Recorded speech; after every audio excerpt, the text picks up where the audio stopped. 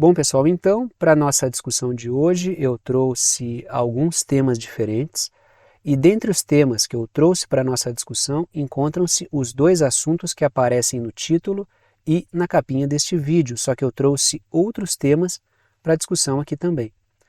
Todos os assuntos que serão discutidos aqui encontram-se na linha do tempo aqui embaixo, porque eu fiz a minutagem deste vídeo, ou seja, eu separei as diferentes partes, os diferentes temas que serão abordados aqui conforme o tempo, para que vocês possam selecionar qual tema ou quais temas deste vídeo vocês querem assistir, ou se vão assistir ao vídeo inteiro e a todos os assuntos. Fica a critério de vocês essa decisão.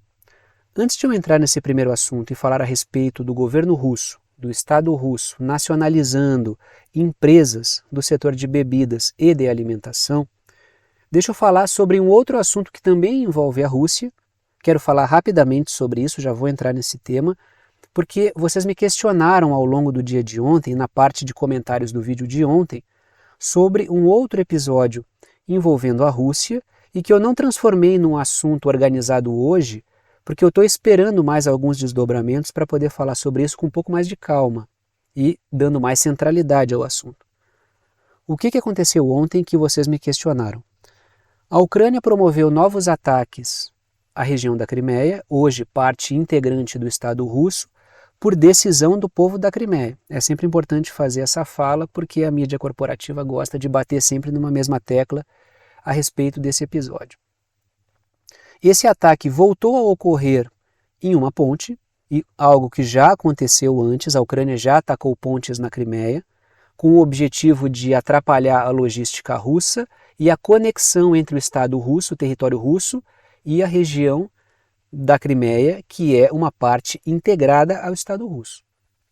E inegociável, tá? Inegociável segundo o próprio governo russo. Não há negociação sobre a Crimeia retornar à Ucrânia e nem o povo da Crimeia quer isso. Então a questão é essa. Novos ataques ucranianos à região da Crimeia envolvendo pontes. Isso gerou uma dor de cabeça em termos de logística para a Rússia, mas até o momento em que eu estou gravando esse vídeo, as últimas notícias que eu li sobre isso, e por que eu estou falando isso? Eu gravo o vídeo 12 horas antes em relação ao momento em que ele se torna público para vocês. Ele se torna público para vocês às 8 horas da manhã, eu gravo ele 8 horas da noite do dia anterior, 12 horas antes. Até o momento em que eu estou gravando esse vídeo, as últimas notícias que eu li dizem respeito ao governo russo dizendo que vai promover uma retaliação. Vai haver resposta. Essa resposta está sendo estudada pelo Estado russo, pelo Ministério da Defesa da Rússia, e deve acontecer. Nenhum detalhe foi adiantado, logicamente porque estamos falando de um conflito, então nenhum detalhe foi adiantado. É possível que no momento em que vocês estão assistindo esse vídeo, alguma resposta já tenha sido dada, alguma retaliação já tenha sido promovida. Temos 12 horas entre o momento em que eu estou gravando o vídeo e o momento em que ele se torna público para vocês, e ainda mais em relação ao momento em que vários de vocês vão assistir, que é ao longo do outro dia, que é ao longo do dia ou dos próximos dias. Tem gente que deixa para assistir todos no final de semana, então cada um que acompanha o canal tem a sua rotina. Então há uma perspectiva de que a Rússia vá responder nas próximas horas ou nos próximos dias, e essa resposta está sendo estudada pelo Estado russo, pelo governo russo. É isso que eu tenho até o momento para dar um retorno para vocês. Estou fazendo essa fala inicial porque alguns de vocês me questionaram e acho justo dar esse retorno para vocês. Sempre que tiverem perguntas, questionamentos, sugestões, coloquem aí nos comentários que eu consigo trazer para a discussão. Logo que tiver mais desdobramento sobre esse assunto, eu trago para a discussão. Então deixa eu voltar aqui, voltar para o assunto começar a falar sobre o assunto que diz respeito a esse primeiro momento aqui, que é o seguinte. Coloco lá na parte superior da tela, dentro daquela caixinha preta, o seguinte título: Rússia nacionaliza setor de alimentos, não todo o setor de alimentos. A Rússia está promovendo o quê? Uma nacionalização gradual de setores dominados de setores econômicos dominados pela iniciativa transnacional. Então, quando há um recuo do estrangeiro, a Rússia avança. Então é um movimento gradual que está acontecendo. Por quê? Porque algumas empresas estão se recusando a atuar na Rússia, estão colocando seus ativos à venda, E a Rússia está aproveitando essas brechas e está ocupando espaços, o que é uma nacionalização da economia russa, certamente. Assim como a Rússia vinha num movimento de desdolarização antes do conflito, assunto que nós discutimos aqui, e depois do conflito, só que não deu tempo de desdolarizar o suficiente naquilo que a Rússia se propunha. Por quê? Porque os desdobramentos do conflito acabaram se antecipando e isso levou a uma necessidade de rompimentos mais drásticos aí que a Rússia vem fazendo agora, e até por pressão das sanções que a Rússia está sofrendo também. Mas o fato é que o movimento transnacional está acelerando uma nacionalização de setores econômicos russos. Aqui temos mais exemplos. Qual é a matéria que eu trago para vocês? Matéria do Valor Econômico, que é mídia corporativa brasileira, né? Danone e Carlsberg se opõem a decreto do Putin que estatizou operações na Rússia. A matéria continua. No início do ano, a Rússia já havia estatizado operações das companhias de energia Uniper e Fortum, como retaliação ao apoio dos governos do Ocidente à Ucrânia na guerra. Ou seja, existe um movimento estrangeiro de reduzir a sua presença na Rússia, de reduzir investimentos, a Rússia aproveita e avança sobre setores econômicos, o que é fundamental. Então a Rússia estão dando limões para a Rússia, aquela coisa, está dando limão, ela está fazendo limonada com isso aí. E está fortalecendo setores econômicos que estão se tornando, a economia russa vai se tornando cada vez mais soberana. Essas empresas que foram estatizadas, a Danone, no caso, até eu coloco ali nas letrinhas azuis, uma administradora francesa da Danone, já que a Danone ela não é francesa, né? Eu não me recordo agora qual é de que país, né, originalmente é a Danone. Holanda, não me lembro, agora não me recordo. A Danone não é francesa, né? Se eu estiver errado, por favor, me corrijam. Agora não me recordo qual é. Mas tem uma administradora francesa da Danone, porque acho que a Danone não é francesa, originalmente. Claro, hoje as empresas são transnacionalizadas, então só estou falando sobre a origem da Danone. E a empresa dinamarquesa reclamaram, ou seja, uma administradora da francesa da Danone e a empresa dinamarquesa, no caso a Carlsberg, reclamaram da medida do governo russo. O ponto anterior, então, no mapinha, coloquei para vocês o que ali? França pintada em laranja e a Dinamarca pintada em verde. E trago o primeiro ponto ali, que são as letrinhas vermelhas. As duas empresas haviam dito que iriam vender os seus negócios na Rússia, por causa de pressão dos consumidores, pressão dos clientes. Na verdade, houve uma pressão de setores poderosos para que se cortassem, as relações com a Rússia fossem cortadas. Mas as empresas resistiram a isso porque é lucrativo manter os negócios na Rússia, como eu vou falar na próxima imagem que eu trouxe para vocês aqui. Nesse vácuo de indecisão, o governo russo atuou e ocupou mais espaços. Logicamente que isso vai ter uma repercussão, aí a mídia vai abordar: a Rússia está trazendo de volta a União Soviética, está estatizando todos os setores. A Rússia faz um movimento gradual de blindagem da sua economia, já que existe um flagrante ataque à economia russa. Se há um movimento para chutar a Rússia para fora de vários setores econômicos, setor energético, setor alimentar, é lógico que a Rússia precisa se blindar diante disso. Os Estados Unidos fazem isso, blindam a sua economia de variadas maneiras. A Europa faz isso de variadas maneiras, blinda os seus setores econômicos. Por que a Rússia não faria o mesmo? Há um cinismo enorme aí quando a Rússia faz os seus movimentos de blindagem. Ela é atacada e quando se defende, existe um ataque da mídia a essa defesa que a Rússia promoveu. Está aí uma foto do Putin, continuamos no mesmo assunto e trago 3 pontos para a discussão, começo pelas letrinhas azuis. Mesmo com as sanções, muitas empresas têm se recusado a deixar a Rússia, já que é um mercado importante e que segue forte. Contrariamente ao que as forças de cúpula da OTAN, as oligarquias financeiras e o seu braço armado, que é a OTAN, esperavam, a Rússia segue forte com uma economia sólida, mesmo depois das sanções que foram impostas a ela. Se há um mercado lucrativo na Rússia, por que as empresas de fora não seguirão lá?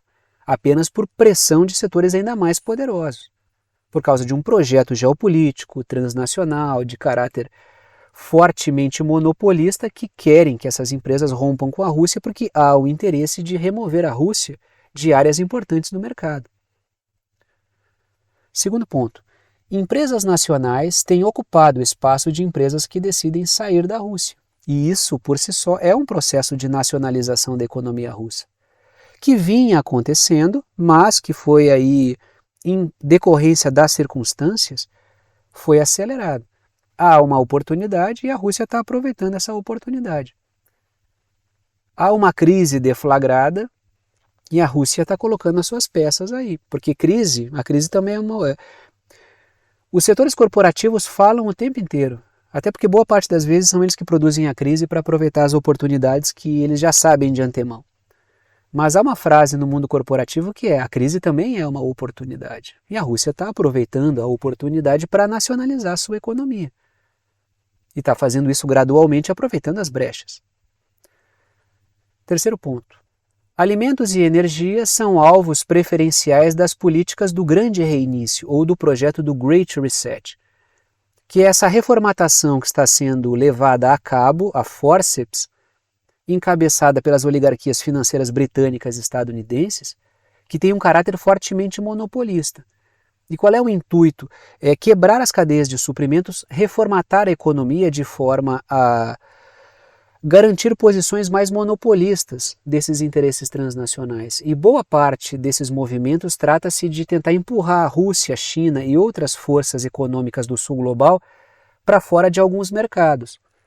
Ora, se existe esse movimento em direção à remoção de Rússia e China de mercados, como os mercados europeus, por exemplo, consolidando uma bolha da OTAN, que é o que eu tenho dito aqui, uma bolha comercial da OTAN, por que Rússia e China não vão fazer movimentos para se blindar, para se antecipar a esse tipo de coisa? É isso que a gente está assistindo. Uma resposta russa e chinesa a um movimento que está sendo promovido aí pelas forças da OTAN. E logicamente que é um projeto das oligarquias financeiras britânicas e estadunidenses.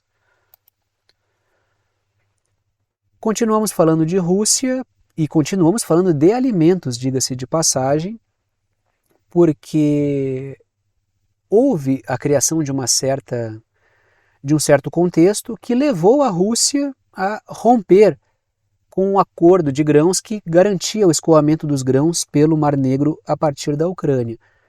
Várias vezes eu falei aqui no canal, vários vídeos eu fiz aqui falando que a Rússia vinha avisando que isso aconteceria, porque ela vinha cumprindo a parte dela, garantindo que os grãos escoassem pelo Mar Negro sem nenhum ataque, enquanto do outro lado não houve um comprometimento com a proposta que fizeram. E vamos falar sobre isso agora, e a Rússia falou: a gente faz a nossa parte, se o outro lado não fizer a sua, nós vamos romper com esse acordo de grãos. E é o que efetivamente aconteceu. Mas claro, quando a gente vai assistir a mídia corporativa, a gente vê ali um panorama completamente diferente. A Rússia rompeu de maneira unilateral um acordo com todas as partes. O título que eu coloco ali é o que vocês devem estar assistindo, se é que vocês assistem a mídia corporativa. A gente tem que assistir para saber como é que estão formatando a cabeça das pessoas. Não para a gente engolir aquilo e tomar aquele discurso pelo valor de face, mas para a gente saber que tipo de gororoba estão vomitando aí na cabeça das pessoas. Quem assistiu a mídia corporativa e viu falar desse assunto, e eu ouvi a mídia corporativa, inclusive televisiva, falando sobre isso, inclusive com o embaixador ucraniano falando sobre o tema, foi o seguinte: coloco lá no título, na parte superior da tela, dentro daquela caixinha preta: a OTAN quer culpar a Rússia pela fome. Esse é o mote geral que está sendo entoado na mídia corporativa. Esse é o mote aí que está sendo repetido à exaustão. A Rússia está aumentando a fome. Por causa da Rússia, o preço dos alimentos pode subir. Matéria que eu trago do portal Político. A Rússia acabou com o acordo de grãos do Mar Negro. O que acontece agora? A matéria continua. O acordo mediado pela ONU e costurado e mediado pela Turquia. A Turquia foi muito mais importante do que a ONU aqui. E é incrível que tentaram sequestrar aí o protagonismo da Turquia. Eu não tenho nenhum apreço, assim, não sou nenhum militante do governo Erdogan, não tenho nenhuma descendência turca, né? Não sou descendente de turco, não tenho nenhuma ascendência turca, na verdade, para eu fazer, não que eu saiba, né? Mas para eu ficar fazendo campanha aqui, tá? Então, Não estou fazendo nenhum tipo de proselitismo político para o governo Erdogan, porque eu estou sempre falando do governo turco. Mas é porque o governo turco tem se movimentado. O que eu estou tentando aqui é ser justo com os movimentos que a Turquia está fazendo. Critico quando tem que criticar, mas também estou fazendo aqui algumas ponderações. E aqui é uma questão de justiça, não é nem uma questão de proselitismo político. O acordo foi mediado, costurado pela Turquia. Então, o acordo mediado pela Turquia, a mídia colocou a ONU, abriu uma linha de vida para a Ucrânia exportar dezenas de milhões de toneladas de grãos e oleaginosas no ano passado. Foi um acordo costurado que permitiu realmente o escoamento desses grãos. Só que uma parte do acordo a Rússia cumpriu, que foi permitir o próprio escoamento. Agora, a outra parte havia se comprometido a fazer certas coisas que não fez. Vamos falar um pouquinho sobre isso. Coloquei um xizinho no mapa, no Mar Negro aí para vocês no mapa, para saber de xizinho vermelho ali, para saber de onde estamos falando, tá? E lógico, por que a Turquia intermediou? Porque olhem a posição geográfica dela e a posição que ela e outra, né? A Turquia nutre relações consistentes com a Eurásia, tem boas relações com o governo russo e é um país membro da OTAN. Então ela tem também uma posição política que garante que ela possa intermediar essa relação. Tem boas relações com o governo Zelensky, tem boas relações com o governo Putin e intermediou, costurou esse acordo que foi um acordo importante. Trago 2 pontos para a discussão aí, começo pelas letrinhas vermelhas. O governo russo disse que membros da OTAN não cumpriram a sua parte no acordo, e realmente não cumpriram. Segundo ponto, a ONU se comprometeu, nesse acordo, a buscar a redução dos bloqueios contra a exportação russa, e isso não aconteceu. Havia ali a proposta russa de reduzir a sua exclusão do sistema SWIFT, para que bancos pudessem manter financiamentos para o setor agrícola, isso não aconteceu. Então, a questão fundamental é que houve uma das partes do contrato, uma das partes do acordo não cumpriu a sua parte. Não fez o que deveria ter feito. Aí a Rússia rompeu. Como é que a mídia passa isso? A Rússia rompe unilateralmente um contrato. Pô, quem é que não fez a sua parte? Essa é a questão, né? A informação sempre é dada de uma maneira muito parcial, né? A imparcialidade, ela é, digamos assim, uma utopia. Todo mundo tem uma posição política e, claramente ou não, isso está expresso na forma como a pessoa coloca as suas ideias. Eu não sou imparcial, eu não sou neutro, não acredito em imparcialidade e neutralidade, mas acho que a gente pode ser justo com as informações. E a mídia corporativa é extremamente canalha na sua forma de passar as informações. Se vocês assistirem essa discussão aí, vocês vão ver que... Por exemplo, estava assistindo um canal ontem, eu nunca digo que canal é para não... Eu assisto vários canais da mídia corporativa, né, mas estava assistindo um canal ontem, aí estava essa discussão, chamaram o embaixador da Ucrânia para falar sobre o assunto, e aí o cara falou, claro, só malhou pau na Rússia, eu pensei, bom, agora vamos chamar um embaixador russo para falar, não chamaram. Então isso revela o quê? A gente está falando de um acordo que tem partes. Quando tu chama só uma parte para falar sobre o que aconteceu, isso aí não, né?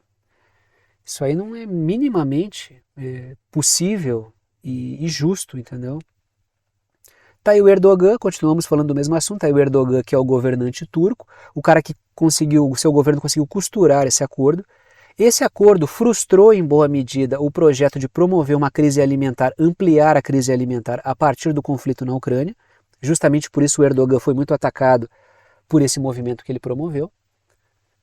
Tanto é que uma das partes não cumpriu o acordo justamente para que houvesse o rompimento, porque vários setores vão se aproveitar, vão capitalizar sobre essa crise alimentar.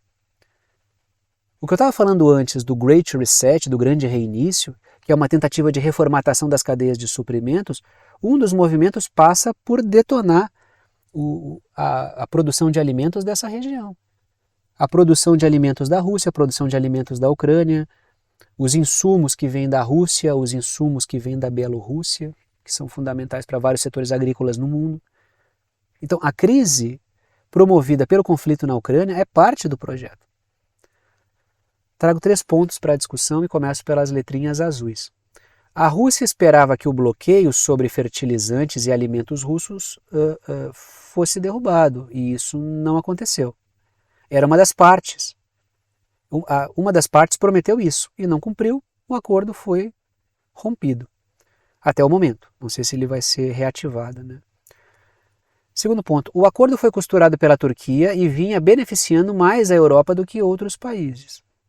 Claro, no geral, a disponibilidade de alimentos ela tende a derrubar o seu preço, aquela questão de oferta e demanda. Mas o destino preferencial desses alimentos foi a Europa. Terceiro ponto. A guerra na Ucrânia está sendo explorada por setores transnacionais para tentar dificultar a vida da Rússia no setor energético e alimentar.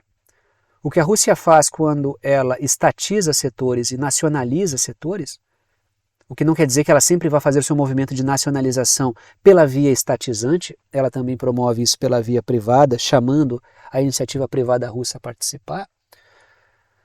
Ela está dando uma resposta soberana ao movimento transnacional. E é um movimento interessante e gradual que a Rússia está fazendo. Claro, isso aí vai disparar as mais variadas paranoias no mundo, né? Nem preciso imaginar muito para saber que tipo de coisa deve estar sendo dita aí, né? Bom, se o governo russo já não é mais socialista há um bom tempo, né? Não é mais socialista soviético há um bom tempo, e tem gente que vem me xingar quando eu faço uma fala aqui que é favorável ao governo russo, porque o pessoal não pode ser favorável a posicionamentos do governo russo, né? Isso aí parece que está proibido. Se o pessoal chama de comunista um governo russo que já não é mais comunista há muito tempo, imaginem vocês quando o governo russo faz um movimento estatizante, o que esses caras não vão falar, né? Mas enfim, continuemos aqui. Grupo Wagner na Bielorrússia. Continuamos nessa novela do Grupo Wagner. O pós-motim do Grupo Wagner, liderado aí pelo Prigozhin, que é o líder do Grupo Wagner, contra o Ministério da Defesa da Rússia. Sempre importante frisar que o motim foi contra o Ministério da Defesa da Rússia, o que eu chamei aqui de intriga palaciana, e não contra o governo Putin. Não foi uma tentativa de derrubar o governo Putin. Mas depois disso, o que aconteceu?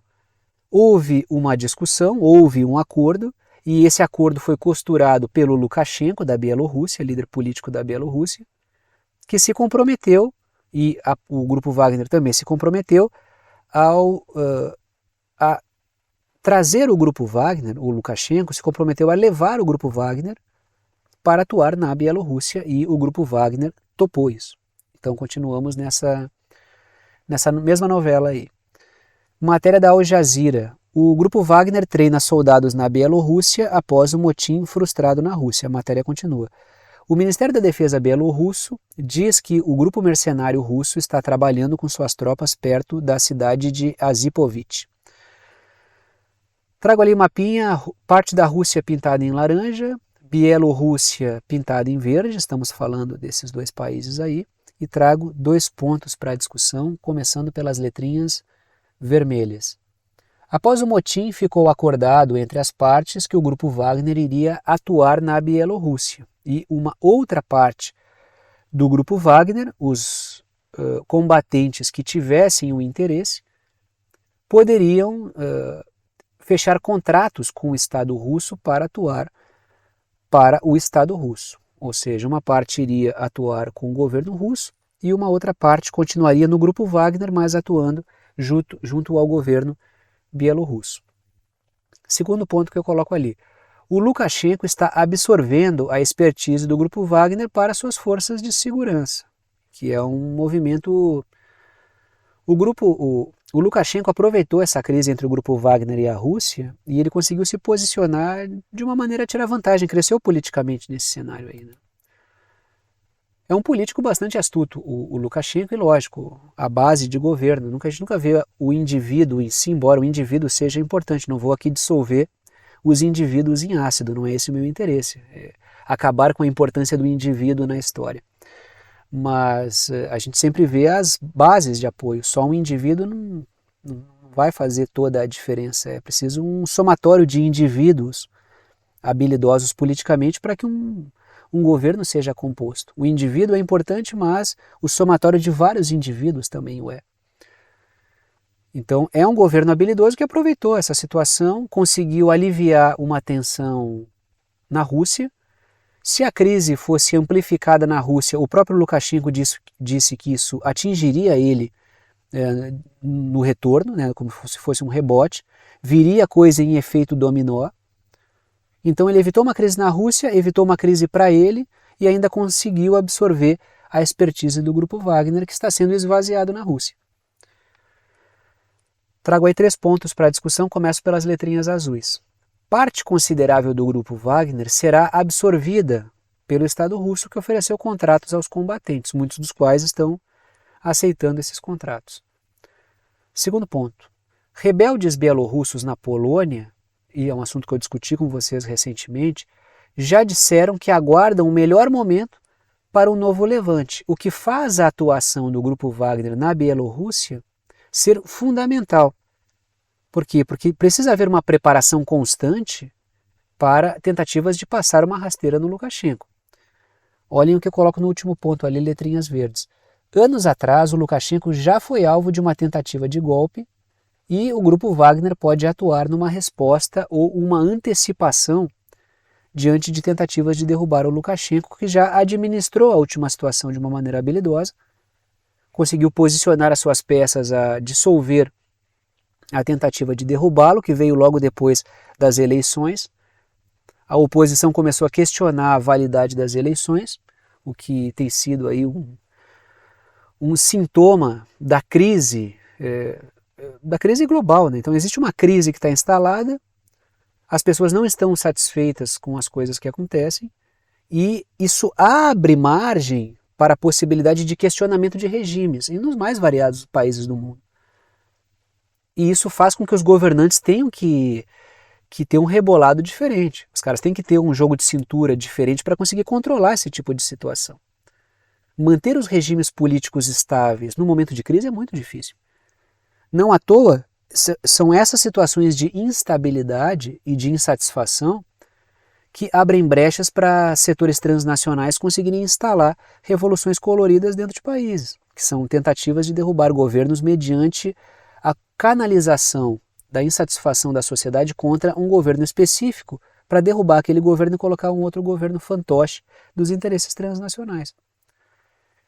É preciso observar essas situações aí, né? Como a crise abre essa perspectiva, né? As crises abrem essas perspectivas aí. Vamos para os Estados Unidos, porque tem um fato interessante. Eu fiz questão de trazer, eu fiquei pensando se eu trazia isso ou não para a nossa discussão aqui, mas eu acho que a gente consegue fazer algumas ponderações interessantes a partir dessa notícia aqui. Coloco o seguinte título para vocês na parte superior da tela, dentro da caixinha preta ali. Oligarcas financeiros querem manter o seu braço armado. E qual é o braço armado das oligarquias financeiras britânicas e estadunidenses? É a OTAN. A OTAN é um braço armado desses setores. A Organização do Tratado do Atlântico Norte tem por projeto principal ser o braço armado do projeto desses setores financeiros transnacionais. Qual é a matéria que eu trago para vocês? Senadores oferecem um projeto de lei para impedir que qualquer presidente dos Estados Unidos deixe a OTAN. O que isso revela automaticamente? Eu não sei o que vem na cabeça de vocês. Mas, na minha cabeça, a primeira coisa que eu li é, bom, se os caras estão tendo que formular uma lei impedindo que qualquer presidente dos Estados Unidos deixe a OTAN, significa que existe uma atmosfera na qual é possível que as lideranças políticas queiram sair da OTAN. Existe uma crise instalada na OTAN, senão essa lei não faria o menor sentido. Um dos autores desse projeto ali é o Marco Rubio, que é um senador republicano, e ele identifica, né, ele e os formuladores, e logicamente que isso aí vem de cima para baixo dos setores de cúpula da economia dos Estados Unidos, mantenham viva a chama da OTAN, caso contrário nossos projetos transnacionais são impossíveis. Não existe como esses setores financeiros terem o seu projeto econômico se não há um braço armado para descer a porrada e garantir as condições específicas para que essa economia possa acontecer. Tá, então, Tiago, tu está dizendo que a mão não é invisível? Não, a mão, ela não é. Eu estou dizendo exatamente isso, a mão não é invisível. O braço armado da OTAN é bem visível e é ele que garante a possibilidade para que Estados Unidos e britânicos sigam com essa conversinha furada de livre mercado enquanto descem o cacete, me perdoem a expressão, nas mais variadas soberanias para salvaguardar os seus interesses transnacionais disfarçado de livre mercado. Trago 2 pontos para a discussão, começo pelas letrinhas vermelhas. A OTAN é o braço armado das oligarquias financeiras britânicas e estadunidenses. Segundo ponto. O projeto revela que há temor em torno da impopularidade dos projetos da OTAN. Automaticamente o que veio na minha cabeça foi isso. Mas outras coisas vieram também. Continuamos no mesmo assunto, tá? A medida também pode ter, eu começo pelas letrinhas azuis, a medida também pode ter sido proposta para que haja possibilidade de pressionar outros membros da OTAN a fazerem o mesmo, porque na Europa continental existe uma contradição enorme no seio da OTAN, ou seja, os Estados Unidos propõem isso dentro do seu território e começam a exportar, né? Lei tipo exportação, a gente vai exportar isso para vários países, porque eles vão, qual é o discurso? Estamos tentando fazer aqui, tentem implementar aí. Por quê? Para evitar que a OTAN se desagregue. Segundo ponto. Por causa da crise produzida pelo conflito na Ucrânia, existem divergências entre os membros. Ou seja, o prolongamento do conflito na Ucrânia é uma questão que gera contradição e disputa. Por quê? Porque o prolongamento da crise, o prolongamento do conflito na Ucrânia está produzindo uma crise monstra sobre a Europa continental. E essa crise torna a Europa, os estados, os regimes políticos da Europa continental mais instáveis. Isso torna difícil a governabilidade. Por isso que os governos dos países membros da OTAN podem acabar titubeando em continuar apoiando o projeto da OTAN, que é de prolongar o conflito na Ucrânia para prolongar a crise e tentar, dentro do possível, enfraquecer a Rússia. Terceiro ponto. Uma futura entrada da Ucrânia na OTAN pode produzir a saída de membros insatisfeitos, ou seja, aquilo que eu falei, a Ucrânia entra pela porta, vários países vão saltar pela janela. Por quê?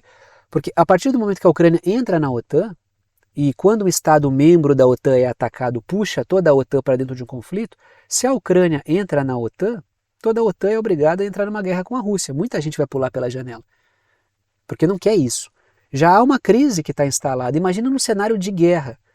A guerra ela produz uma instabilidade tão grande dentro dos estados e dentro dos regimes políticos que ninguém vai querer pagar para ver. Já há instabilidade.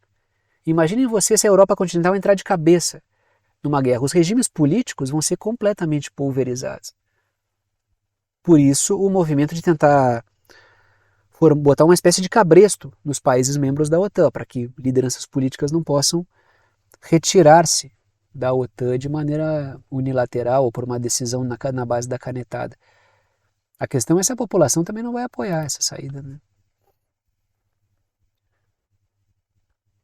Continuamos não, né? Agora vamos para o Indo-Pacífico. Na verdade, diz respeito a uma preocupação dos Estados Unidos sobre o que acontece no Indo-Pacífico, que é um assunto que eu repito aqui até a exaustão, porque é uma realidade cada vez mais flagrante, uma realidade cada vez mais visível. Trago o seguinte título para vocês, que eu coloquei dentro daquela caixinha preta ali. Fidelidade da Ásia preocupa os Estados Unidos. Porque sempre que tocam no assunto guerra envolvendo China por causa de Taiwan, os países asiáticos não querem saber dessa discussão.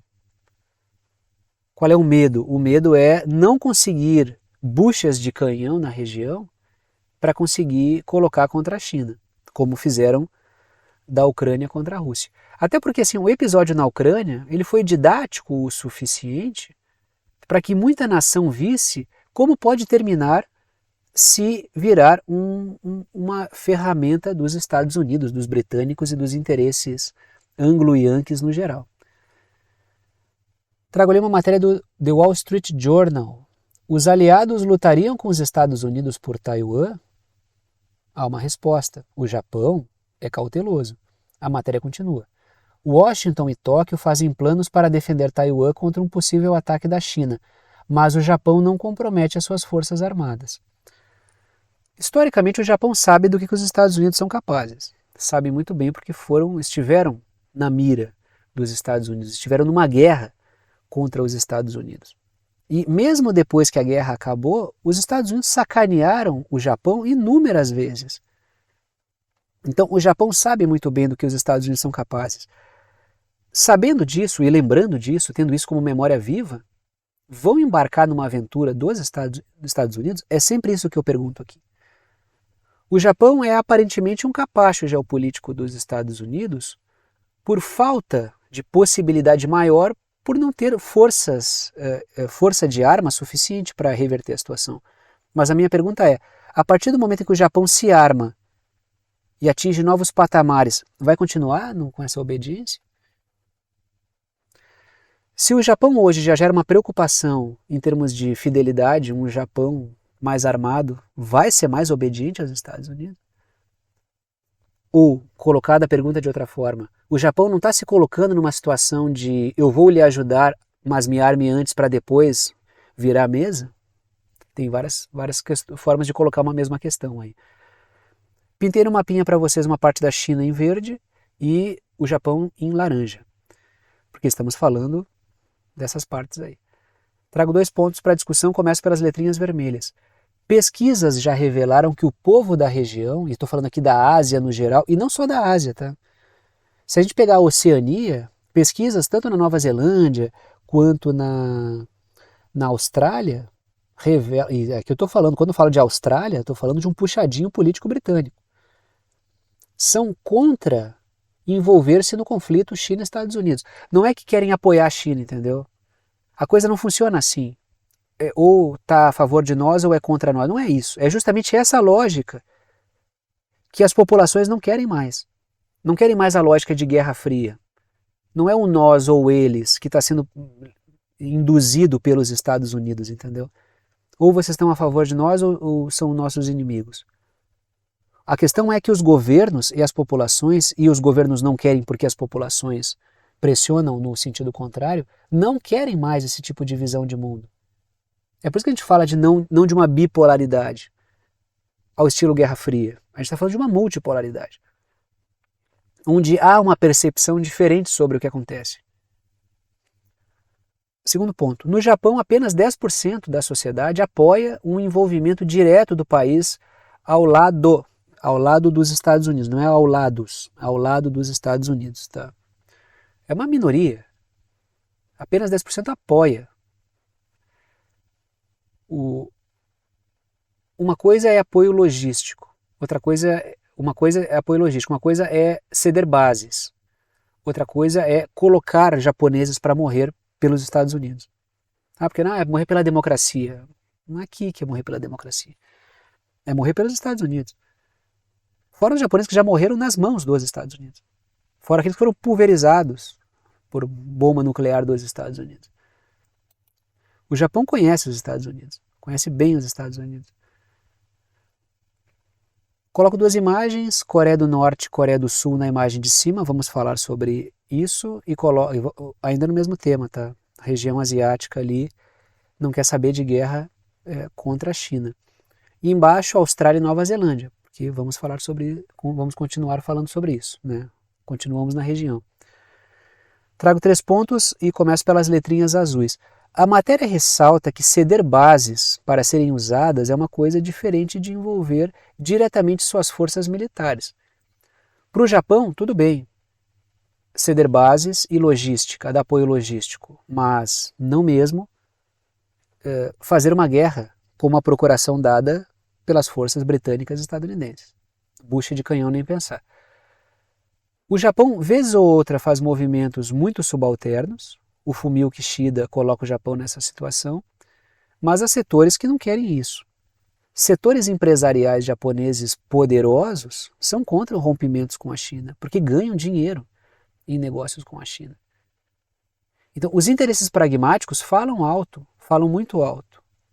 Inclusive, os interesses poderosos e econômicos dos países vão baforar no cangote dos governos por causa disso.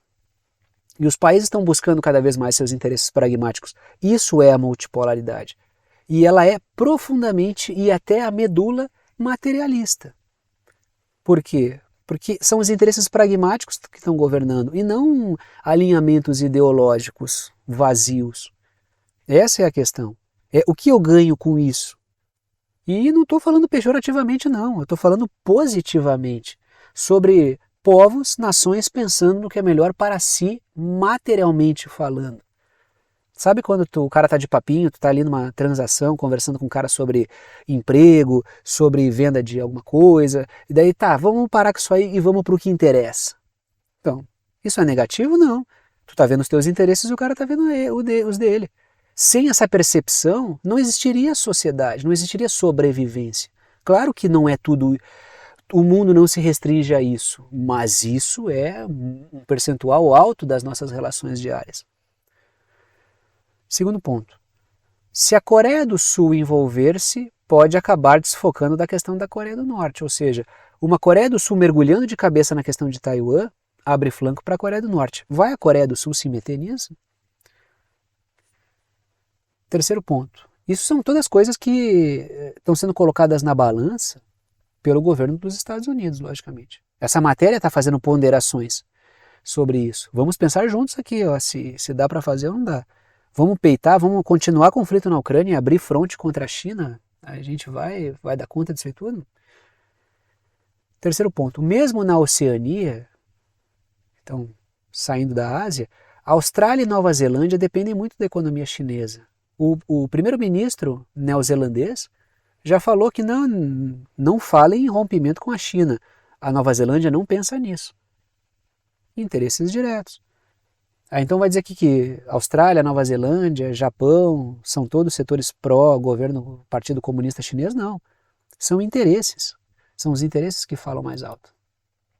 E aqui não é mesmo no pejorativo, tá? Tanto é que olhem essa matéria aqui a respeito do que disse o presidente da Indonésia. O presidente indonésio adverte que a Associação dos Países do Sudeste Asiático não pode ser procuradora de nenhum país. Aquela pergunta que eu coloco ali nas letrinhas azuis, ela é uma pergunta retórica. O exemplo da Ucrânia foi didático para manter nações longe de guerras por procuração? Olha o que o cara está dizendo.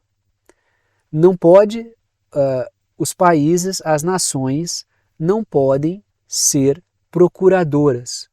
Elas não podem participar de guerras por procuração de nenhum país. Para que vocês acham que essa crítica aí está sendo feita? Claro que não está claro ali, mas quantos países nos últimos anos, ou quantos países na história recente, a China utilizou para fazer guerras por procuração? E quantos países os Estados Unidos utilizaram nos últimos tempos para fazer guerra por procuração? Aí vocês vão ver para quem que é essa crítica. Claro, o cara não vai abrir, não vai fazer uma crítica aberta aos Estados Unidos porque ele quer manter um pé em cada canoa. Mas ele está deixando muito claro, olha, não vai rolar. Para fechar essa parte da discussão, trago as letrinhas vermelhas. Está aí a Indonésia pintada no mapinha para vocês. Tá? O Sudeste Asiático tem criticado o clima de nós ou eles imposto pelas forças da OTAN, mas critica de maneira ponderada, de maneira a manter um pé em cada canoa, mas essa crítica está na rua para quem quiser ver. Né? E vamos para o Oriente Médio porque tem os Estados Unidos bagunçando. A gente sabe que os vídeos são muito assim, ó. Os Estados Unidos estão bagunçando aqui. Agora vamos para outra parte onde os Estados Unidos estão bagunçando também. Agora vamos para outra parte onde estão tentando consertar a bagunça que os Estados Unidos fizeram. Eu já falei, né, aqui que nos irmanamos todos porque padecemos de um mesmo mal no mundo. Né? De certa forma, todo mundo no planeta padece de um mesmo mal. Estamos no mesmo planeta que as oligarquias britânicas e estadunidenses. Né? Isso é um mal do qual todos nós temos que padecer. Né? Tem que aguentar o projeto desse pessoal. Trago aí o último tema, vamos para o Oriente Médio. Né?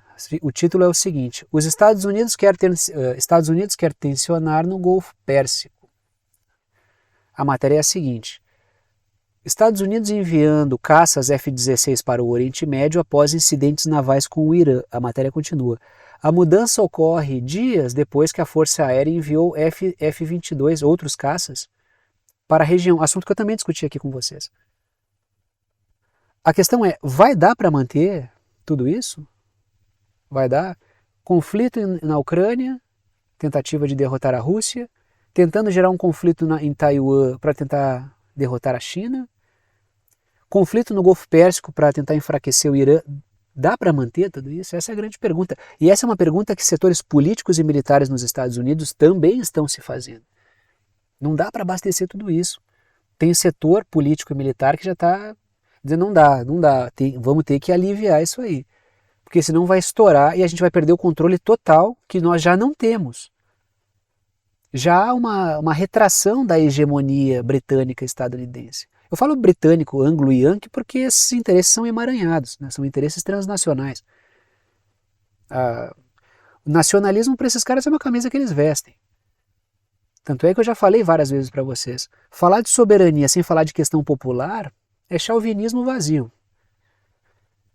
Pintei no mapinha para vocês aí a questão pintei a Síria de verde, o Irã de laranja e fiz um X no Golfo Pérsico porque vamos falar sobre essas regiões aí. Primeiro ponto que eu trago, letrinhas vermelhas. Além de tensionar com o Irã no Golfo Pérsico, então o Irã em laranja, Golfo Pérsico com xizinho vermelho, quer atritar também com a Rússia na Síria, e já teve episódio aí de entrevero aéreo envolvendo Estados Unidos e Rússia. Na Síria, Síria pintada de verde no mapinha para vocês ali. Mas a diferença é, o governo sírio convidou as forças militares russas a estarem ali. Quem convidou os Estados Unidos para estarem na Síria? Que força oficial convidou os Estados Unidos para estarem na Síria? Senão a própria convocação deles próprios, que armaram o terrorismo até os dentes e grupos rebeldes para produzir uma bagunça, para terem ensejo para atuar na região, que é o método que os Estados Unidos utilizam, o método padrão. Produzo o caos e depois apareço com uma falsa solução. Segundo ponto, o Irã tem respondido à prática Yankee de saquear navios iranianos com combustível. Os Estados Unidos saqueiam navios, até porque tem o DNA britânico e pirataria é com os britânicos mesmo. Então, há saques a navios, saques que eu digo são saques oficiais, né? O cara vai lá, retém o navio, rouba mercadoria. E o Irã está fazendo o que? Está respondendo. Então é uma resposta que a mídia corporativa aborda como o Irã saqueando navios dos Estados Unidos. É dessa forma que vocês vão ver na mídia corporativa. Na verdade é uma resposta.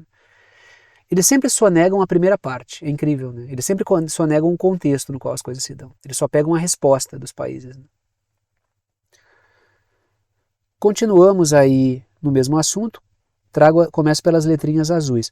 Os países do Golfo Pérsico têm buscado estabilizar a região.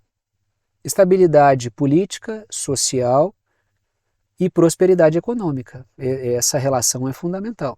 Por isso que os países têm buscado reduzir as tensões entre si na região. Exemplo disso é o diálogo entre o Irã e a Arábia Saudita, que foi mediado pela China. Segundo ponto, os Emirados Árabes, país que está pintado no mapinha ali em verde e o xizinho continua no Golfo Pérsico, os Emirados Árabes abandonaram uma coalizão naval com os Estados Unidos para revelar a crise que os Estados Unidos estão vivendo na região. E é um assunto que eu discuti com vocês aqui também. Terceiro ponto, o diálogo entre países do Oriente Médio reduz os espaços para intromissões da OTAN. Diga-se de passagem, o diálogo entre países vizinhos reduz a possibilidade de intromissões transnacionais na região. Por isso que essas integrações regionais são importantes. A integração latino-americana, a integração dos países do Oriente Médio, a integração dos países africanos, a integração dos países asiáticos, contra o projeto das oligarquias financeiras transnacionais britânicas e estadunidenses. E a solidariedade dos latino-americanos com os africanos, dos africanos com as pessoas do Oriente Médio, das pessoas do Oriente Médio com os países asiáticos, uma solidariedade do sul global em relação aos problemas que possui e as possibilidades que tem de luta. Isso é que é interessante, entendeu? E isso resume, assim, em boa medida, a minha forma de perceber a geopolítica. Resume a minha forma de perceber que é soberania popular e uma levada profundamente terceiro-mundista, né? Isso aqui é uma coisa que eu nunca escondi. O meu apreço pela soberania popular, não a soberania vazia, sem povo, que isso aí é chauvinismo, nacionalismo vazio, e uma levada pesadamente terceiro-mundista, essa defesa do sul global, que eu sempre faço aqui. E que não é segredo, né? Não é neutralidade, imparcialidade. Eu acho que a gente tem que ter um posicionamento. Posicionamento firme com críticas justas. Discorda do outro lado, a crítica tem que ser justa. Não há por que esconder a visão política. O que deve se primar é por fazer críticas justas àquilo que a gente discorda. Quantos políticos e quantos países, governos, dos quais eu discordo, eu já não trouxe aqui e fiz elogios justos, porque vi pontos positivos. E aí chegamos ao momento final do vídeo, que é o momento de passar o chapéu, pedir aquele apoio financeiro para quem pode, tem condições e quer ajudar o canal.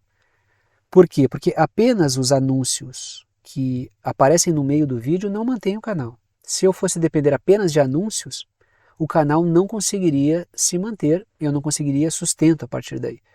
Justamente por isso, o apoio financeiro individual de vocês é fundamental. E eu sou imensamente grato aos que confiam no trabalho e apoiam financeiramente. As formas de apoio estão aí. Ali nas letrinhas vermelhas, a forma de apoio por boleto bancário ou cartão de crédito pela plataforma Apoia-se. Está ali o site do Apoia-se para quem quiser entrar. É uma plataforma de apoio virtual e lá você seleciona um valor que está em branco, tá? Vocês é que decidem com quanto ajuda. É uma ajuda solidária, ajuda quem pode, ajuda quem quer e o conteúdo fica aberto para todo mundo. Acho que é uma forma interessante de atuação. Quem não pode contribuir, compartilha, né? Não pode contribuir financeiramente, compartilha, manda para amigos, familiares, ajuda o canal da maneira como pode, interage, aumenta, tenta aumentar aí, né, a posição do canal frente aos algoritmos, mas estamos sempre nessa luta. Luta em glória, diga-se de passagem, e quem pode, apoia.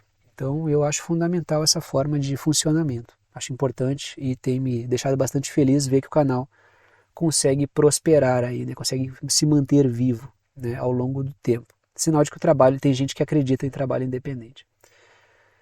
A segunda forma de apoio, letrinhas azuis ali, é pelo Pix. E a chave Pix é uma chave de e-mail.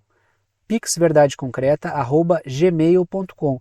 Tem gente que coloca o número do telefone como chave Pix, tem gente que coloca o CPF como chave Pix, tem gente que coloca o CNPJ, o número do CNPJ como chave Pix, eu coloco o e-mail, que é pixverdadeconcreta@gmail.com. Se digitar isso aí na chave Pix, vai aparecer o meu nome, que é Thiago, e vocês podem fazer também a doação no valor que quiserem, é uma ajuda solidária, ajuda quem pode e ajuda quem quer. A última forma de apoio é pelo botão Seja Membro, que fica embaixo do vídeo aqui no YouTube, ajuda aqui pelo YouTube, ajuda financeira. E ali tem faixas de valor, porque a rede exige que eu coloque faixas de valor para os membros. Se eu pudesse, deixava o campo ali aberto para vocês poderem contribuir com quanto quisessem. E pode contribuir ali, né, com várias faixas, então vocês escolhem, que vão do 8 ao 80 literalmente. Qualquer uma das três formas de apoio são muito bem-vindas, sou imensamente grato e vão ajudar enormemente qualquer uma das formas de apoio. Repito, agradeço aos que apoiam, vou parando por aqui e tchau para vocês.